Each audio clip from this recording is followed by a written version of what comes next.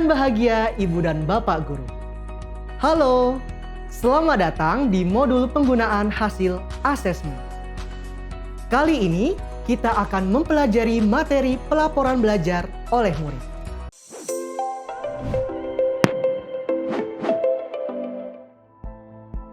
Dalam materi ini, Bapak dan Ibu Guru diharapkan mampu menindaklanjuti asesmen menjadi bukti pembelajaran yang bermakna.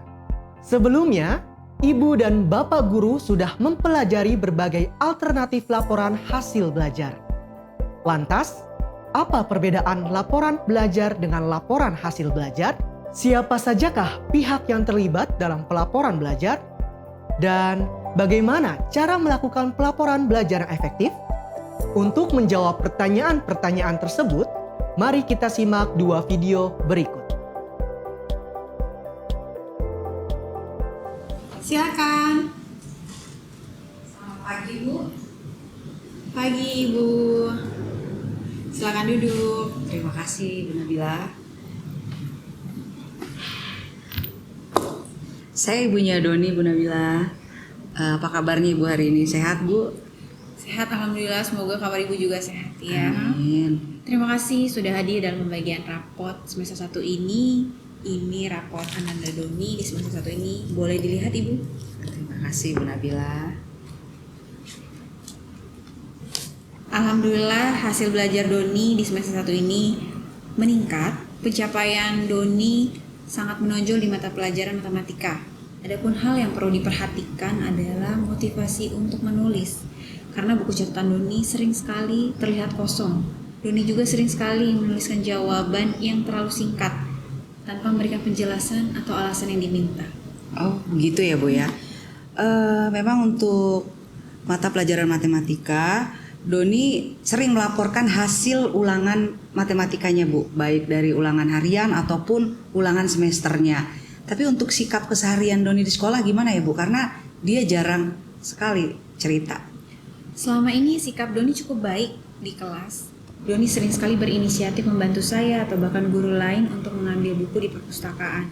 Doni juga sering sekali membantu temannya memahami materi matematika yang sulit. Adapun yang perlu diperhatikan adalah kebiasaan tidur Doni. Doni sering sekali tertidur dan mengantuk di kelas di jam pertama, bahkan jam kedua.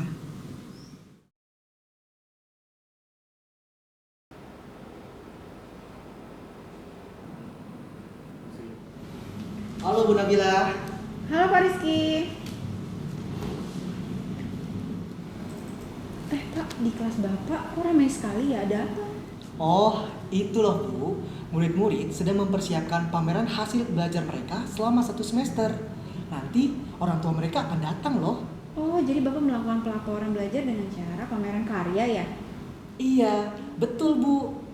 Kalau di kelas Ibu sendiri bagaimana? Kalau saya sudah kemarin, saya sudah meminta murid untuk mengumpulkan hasil pekerjaan mereka dalam bentuk portofolio. Saya akan mengundang orang tua mereka dan meminta setiap murid untuk menjelaskan apa yang sudah mereka pelajari berdasarkan portofolio itu. Wah, bagus itu Bu. Pada semester lalu, saya juga menggunakan portofolio ini sebagai cara untuk melaporkan hasil belajar mereka. Saya juga mengundang orang tua dan murid untuk melakukan konferensi dan diskusi loh. Oh iya, bagus itu Pak. Kalau gitu saya ke kelas dulu ya Pak ya? Oh iya Bu, silakan.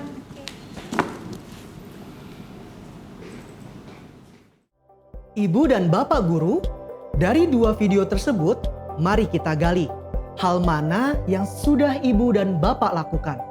Apakah laporan hasil belajar atau laporan belajar?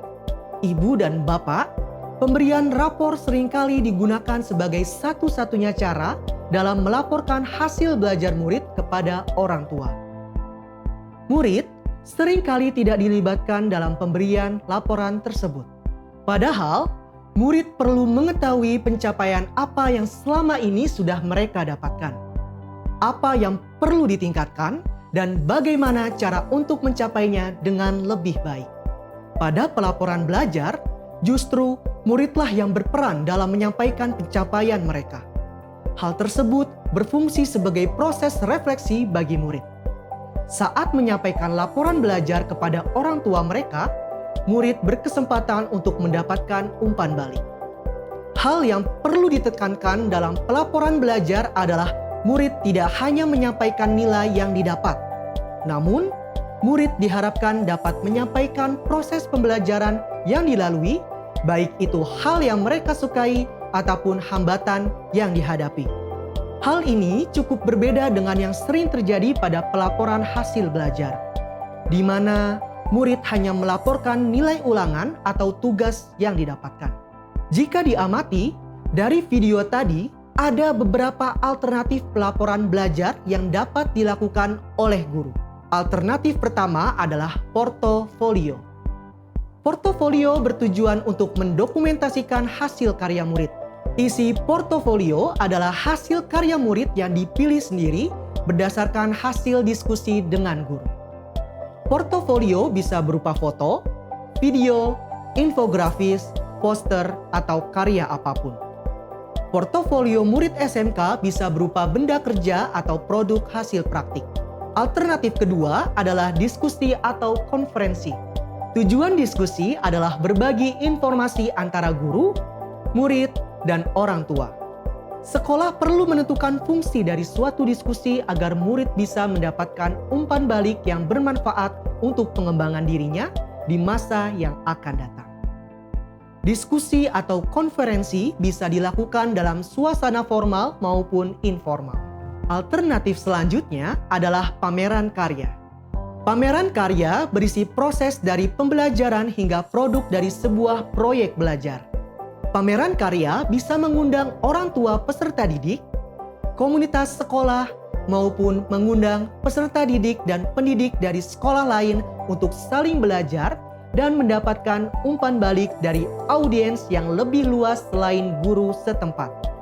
Ibu dan bapak guru, ada beberapa hal yang perlu diperhatikan agar pelaporan yang dilakukan efektif, melibatkan orang tua murid, dan guru sebagai mitra. Merefleksikan nilai-nilai yang dianut oleh sekolah seperti visi dan misi atau budaya sekolah. Menyeluruh, jujur, adil, dan dapat dipertanggungjawabkan. Jelas dan mudah dipahami oleh semua pihak. Ibu dan bapak guru, sekian materi tentang pelaporan belajar. Sebagai penutup, mari kita refleksikan bersama beberapa hal di bawah ini. Hal apa yang perlu ibu dan bapak guru pertimbangkan dalam memilih alternatif pelaporan belajar? Bagaimana cara ibu dan bapak memanfaatkan pelaporan belajar ini untuk peningkatan pengembangan diri ibu dan bapak? Selamat belajar, ibu dan bapak guru hebat. Salam dan bahagia.